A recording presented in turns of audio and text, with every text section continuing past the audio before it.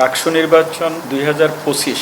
ডাকসুতে মোট প্রাথমিক প্রার্থীদের সংখ্যাটা হচ্ছে 462 বৈধ প্রার্থী, যারা প্রাথমিক বৈধ প্রার্থী।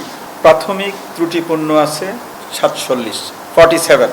মোট 509 জন 509টি আবেদনপত্র গতকাল পর্যন্ত সংগ্রহ করেছিল। তার একটি স্ট্যাটিস্টিক্স আমি দিলাম টোটাল।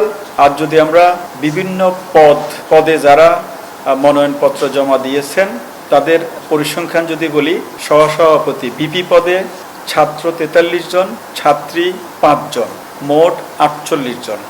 সাধারণ সম্পাদক পদে জিএস 18, ছাত্রী 1, মোট 19 জন।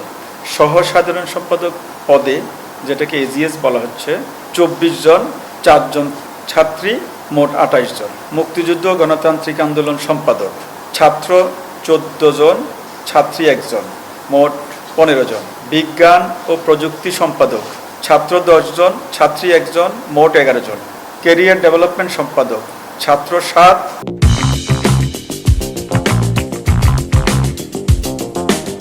ছাত্রী 2, মোট 9 জন। সমাজসেবা সম্পাদক ছাত্র 13, ছাত্রী নেই, মোট 13 জন। মানবাধিকার ও আইন সম্পাদক ছাত্র 8, ছাত্রী 3, মোট 11। স্বাস্থ্য পরিবেশ সম্পাদক 12 ছাত্র, ছাত্রী 3, মোট 15। ছাত্র পরিবহন সম্পাদক ছাত্র 9, ছাত্রী 0, মোট 9 জন। ক্রিয়া সম্পাদক ছাত্র 12, ছাত্রী 1, মোট 13।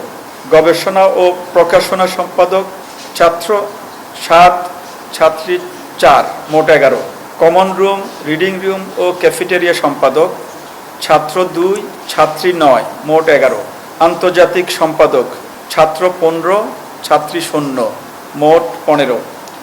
সাহিত্য ও সংস্কৃতি সম্পাদক ছাত্র 17, ছাত্রী 2, মোট 19 জন।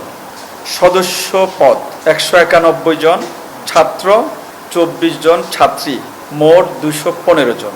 তাহলে টোটাল যদি আমরা হিসাব করি, ছাত্র 402 জন, ছাত্রী 60 জন, মোট 462 জন ছাত্র ছাত্রী ঢাকা বিশ্ববিদ্যালয়ের কেন্দ্রীয় ছাত্র সংসদ নির্বাচনের বিভিন্ন পদে প্রতিদ্বন্দ্বিতা করার জন্য মনোনয়নপত্র বৈধ প্রার্থী হিসাবে প্রাথমিকভাবে আমরা সিদ্ধান্ত দিয়েছি।